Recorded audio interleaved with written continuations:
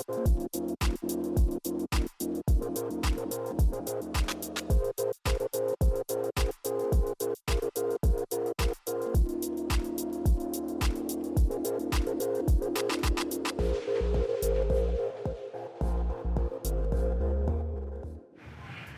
I'm Kent Minot, and this is my cool car here.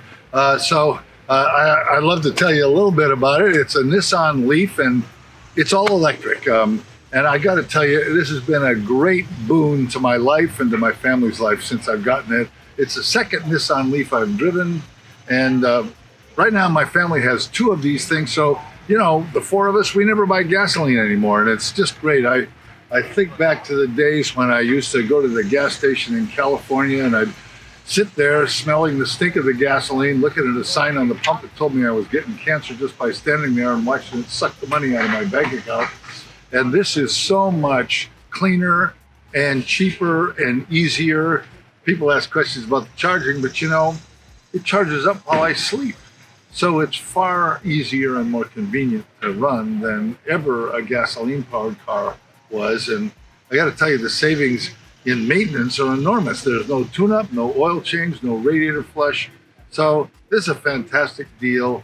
And man, if you haven't tried it, see if you can get a test drive or jump in one, because they're a ton of fun to drive as well.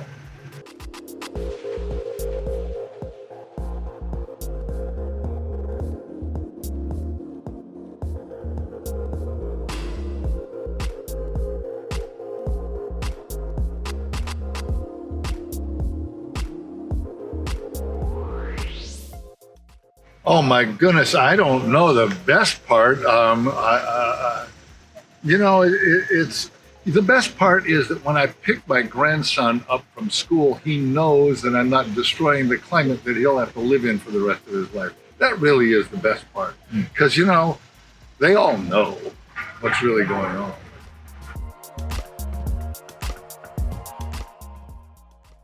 Well, I think the Tennesseans have been left behind. A lot of other states, you know, they have vastly greater electrical vehicle adoption than we do, and people are benefiting from that.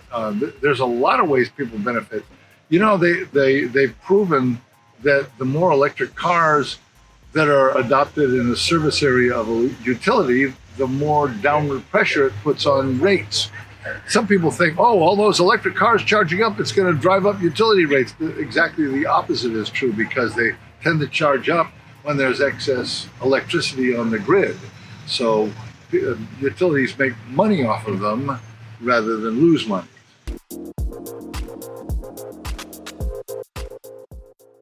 Well, I think it's about $30 a month. Now during the pandemic, we're driving less, so we're spending less on it.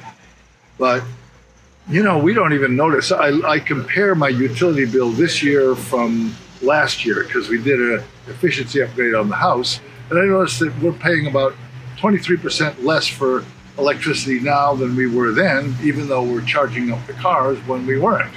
So clearly we're not putting ourselves, you know, out in the street because of the money we spend on electricity. It's not even noticeable.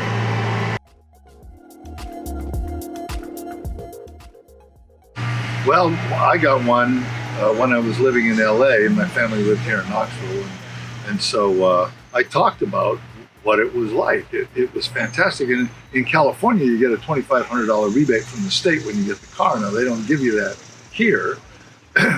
So I basically sent my daughter $2,500 from my retirement savings and said, hey, get an electric car, and this will make up the difference between what you got and what I got. So she did. She got one, and then I said, listen, you can install a car charger at the home there, and maybe you'll charge up faster, because she just had the trickle charger that takes about 10 hours to charge up a Leaf. But after a while, she said, Dad, don't bother. I mean, I come in at 7 o'clock at night after picking up, the kid from school and stopping by and getting groceries and stuff. And then I leave at 7 o'clock in the morning. That's 12 hours. It's plenty of time to charge the thing up. So I don't really need to spend money on a charger. It works fine the way it is. So now in our house now, we've got 2 cars. So we did get a level 2 charger, but now the utility gives you $400 rebate for hooking it up. So we took advantage of that.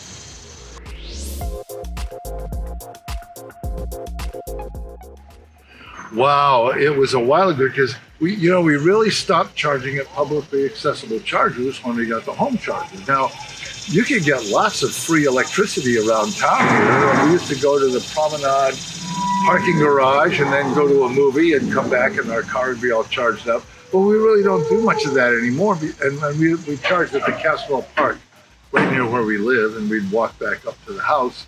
But we don't do that anymore because it's so much more convenient to charge at home. And like I tell you, we don't even notice the extra charge.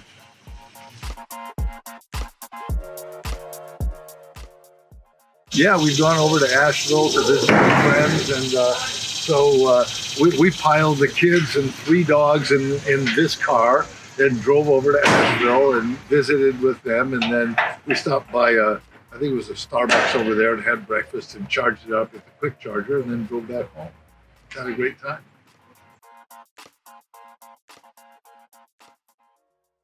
Well, I mouth off about my electric car every chance I get.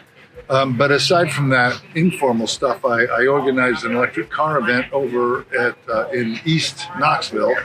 One of my pet beefs is that people keep saying electric cars are only good for upper middle class white people and low income residents, can't afford them and stuff. And I don't think that's really quite correct. You can get a used electric car pretty cheaply now. One of the reasons is that the new electric cars go a lot farther. So used electric cars lose their resale value pretty quickly. So, for under 10 grand, you can get yourself, well, I don't know, a car kind of like this one. And so that's not bad. And I want to push the utility to give a rebate on a used electric cars. They do that where I come from in Southern California. And so it's helped the used car EV market and low income people as well. And also, they don't put car chargers in low-income areas. All the car chargers are where, prosperous people live, and I don't think that's fair. So I think low-income people should be welcome to enjoy the economic advantages of electric driving more than they are.